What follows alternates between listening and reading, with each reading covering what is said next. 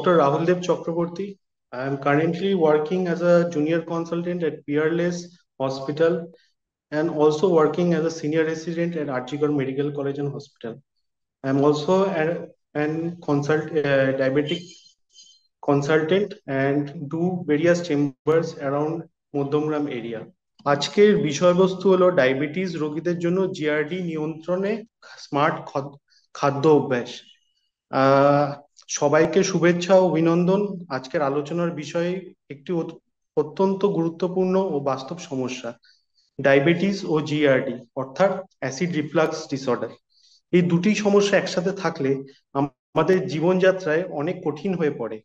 তবে কয়েকটি সহজ বিজ্ঞান সমস্ত এবং স্মার্ট খাদ্যাভ্যাস অনুসরণ করলে এই সমস্যার থেকে অনেকটাই আমরা স্বস্তি পেতে পারি। তো আমাদের দুটো বিষয় জানা দরকার, জিআরডি কি জিনিস আর টাইপ 2 ডায়াবেটিস কি জিনিস, ডায়াবেটিস কি জিনিস। জিআরডি হলো এমন একটি অবস্থা যেখানে আমাদের পাকস্থলীর অ্যাসিড বা খাবার উপরের দিকে উঠে আসে এবং খাদ্যনালীতে উঠে আসে, তাতে গলা বা বুকে জ্বালাপোড়া তৈরি হয়। অন্যদিকে ডায়াবেটিস এমন একটি রোগ যেখানে শরীরে ইনসুলিনের ঘাটতি হয়, আর এই কারণে গ্লুকোজের পরিমাণ শরীরে বেড়ে যায়। অনেক সময় বহু দিন ধরে ডায়াবেটিস আনকন্ট্রোল থাকলে এই পাকস্থলীর গতি কমে যায়, যাকে আমরা বাংলায় বলি গ্যাস্ট্রোপেরেসিস। এতে খাবার পাকস্থলীতে দীর্ঘ সময় ধরে থাকে এবং জিআরডির সমস্যা বাড়ে।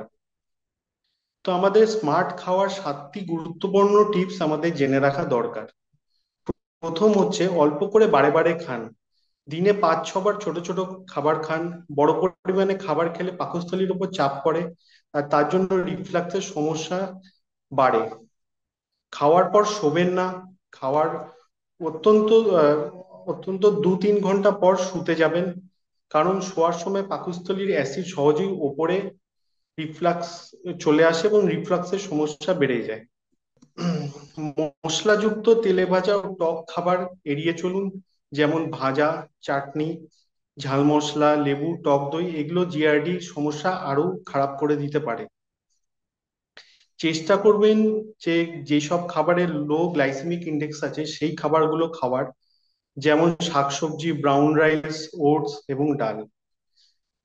ফ্যাট কম খান। অতিরিক্ত চর্বিযুক্ত খাবার খেলে হজমের শক্তি কমে যায় এবং পাকস্থলীতে দীর্ঘ সময় ধরে খাবারটা থাকে, এতে জিআরডির সমস্যা অনেক বেড়ে যায়। আমাদের অবশ্যই জেনে রাখা উচিত ক্যাফিন, চকলেট এবং কোমল পানীয় এড়িয়ে চলতে হবে। এগুলোতে লোয়ার ইসোফেজিয়াল রিফ্লাক্স ডিসঅর্ডার আরো বেড়ে বেড়ে যায়, কারণ আমাদের খাদ্যনালীর নিচে একটি লোয়ার ইসোফেজিয়াল স্পিঞ্চটার আছে, সেটাকে ওটি দুর্বল করে দেয় এবং অ্যাসিড উপরে উঠে আসে। আর একটা পয়েন্ট আমাদের মাথায় রাখতে হবে, জল যথেষ্ট পরিমাণে পান করতে হবে। খাবার সময় নয়, খাবার 1-2 ঘন্টা আগে বা 1-2 ঘন্টা পরে আমাদের যথেষ্ট পরিমাণে জল পান করতে হবে। কয়েকটা জিনিস আরো মাথায় রাখতে হবে, যে খাওয়ার সময় আমাদের ধীরে ধীরে চিবিয়ে খেতে হবে। অত্যন্ত দিনে 30 মিনিট হালকা ব্যায়াম বা ব্রিস্ক ওয়াক করতে হবে। ওজন নিয়ন্ত্রণে রাখতে হবে। ওজন বেশি থাকলে জিআরডির ঝুঁকি আরো বেড়ে যায়। রাতে বালিশ উঁচু করে শোবেন এবং যাতে অ্যাসিড ওপরে না দিকে উঠে আসে, এর জন্য আমরা পেশেন্টদের অ্যাডভাইস করি যে শোয়ার সময় অত্যন্ত 1-2 লেয়ার অফ বালিশ ইউজ করার জন্য। যদি এইসব স্মার্ট খাবার খাওয়ার পরেও আপনার সমস্যা না ঠিক হয়, তাহলে অবশ্যই চিকিৎসকের পরামর্শ নিতে হবে এবং ওষুধ নিতে হবে। স্মার্ট খাওয়ার পাশাপাশি আপনার ডায়াবেটিস ও জিআরডি নিয়মিত মনিটর করা জরুরি। প্রয়োজনে চিকিৎসকের পরামর্শ অনুযায়ী অ্যান্টাসিড, পিপিআই এবং অন্যান্য ওষুধ আপনারা আপনাদের খেতে হবে। জিআরডি ও ডায়াবেটিস এই দুটি রোগ দীর্ঘমেয়াদী, তবে স্মার্ট খাবার এবং জীবন কৌশলের মাধ্যমে আমরা এগুলোকে অত্যন্ত নিয়ন্ত্রণে রাখতে পারবো। স্মার্ট খাওয়া মানে শুধু স্বাস্থ্যকর খাবার নয়, বরং সময় মতন, পরিমিত এবং বুঝে খাওয়া। আপনাদের সবাইকে ধন্যবাদ মনোযোগ দিয়ে শোনার জন্য। আপনারা যদি এই পরামর্শগুলো অনুসরণ করেন, তবে ভগবানের ইচ্ছায়, ঈশ্বরের কৃপায় আপনারা অনেকটাই স্বস্তি পাবেন।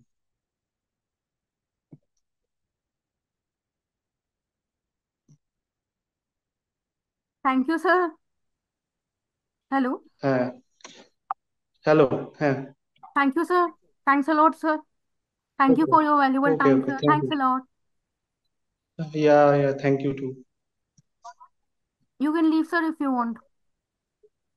Okay. Thank you so much. Thank you. Mm.